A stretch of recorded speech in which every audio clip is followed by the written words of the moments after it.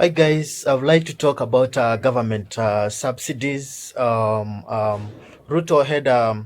was interviewed the other day by Citizen, NTV, KTN, and KBC on a variety of issues. But I've liked to comment to analyze on the issue of subsidies. You realize that subsidies they are like payments or financial assistance that are given to that are offered to specific sector. It could be the agricultural sector, or it could be any sector, the energy sector, so as to bring down the cost of living that is imposed to the mwananchi.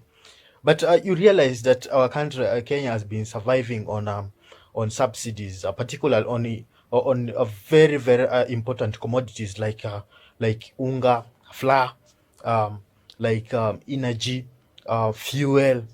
Yeah, but when Ruto came into power, he removed these subsidies. So what?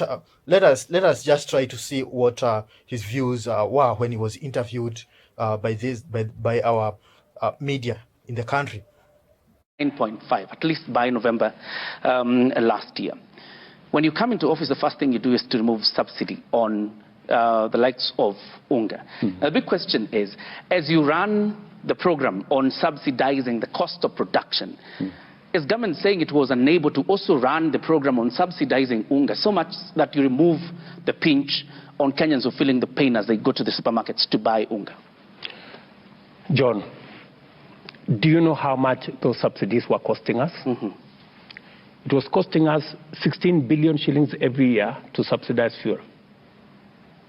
It was costing us 3 billion shillings every month. Every month. It was costing us 8 billion shillings every month to subsidize unga. It was costing us 3 billion shillings to subsidize electricity.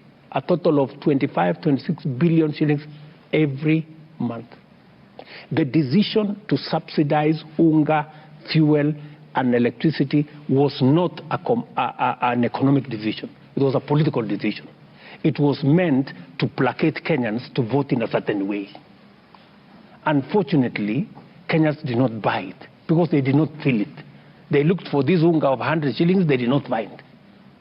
They waited for the price of things to come down, it did not come down, right?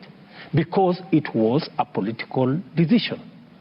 So, did you, John, expect me seriously to be elected president? And I know what is right, to continue to do what is wrong. Because what would that do? In a year, we were going to spend 300 billion shillings on subsidy that benefits nobody. You know, it would have been the most reckless thing to do. But just to respond to your issue of inflation, yes. In October, inflation went actually not 9.5, it went to 9.6, right? But because of the interventions we have made, inflation is now at 9.1. It's on its way down because we are making the right decisions. It will not be sorted out in a week or two or 1 month. You know, we got ourselves here because of 3 years of making the wrong decisions. But I am promising the country that within the next 1 year, we will have pulled the country from here.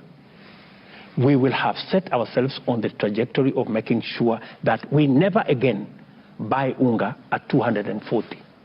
You know, thankfully, we have put the brakes on the continued increase of prices of unga and all the other food products. At least unga now is averaging around 190 shillings from 230. The price of cooking oil has come down. So we are beginning to see the journey to sanity. And it is my intention, not just to promote the production we are doing at the moment, but also to make sure that the gap that exists between what the farmers are producing and before the next harvest is that we're going to import. I've heard that from the president that millions and millions of money were being spent on subsidies, and it's like it was not sustainable. You realize that from my own perspective, removing government subsidies, it can actually help stabilize a country. A country's burden with debts by actually reducing the government's financial obligation, but only if it is done by a politician who has a political goodwill.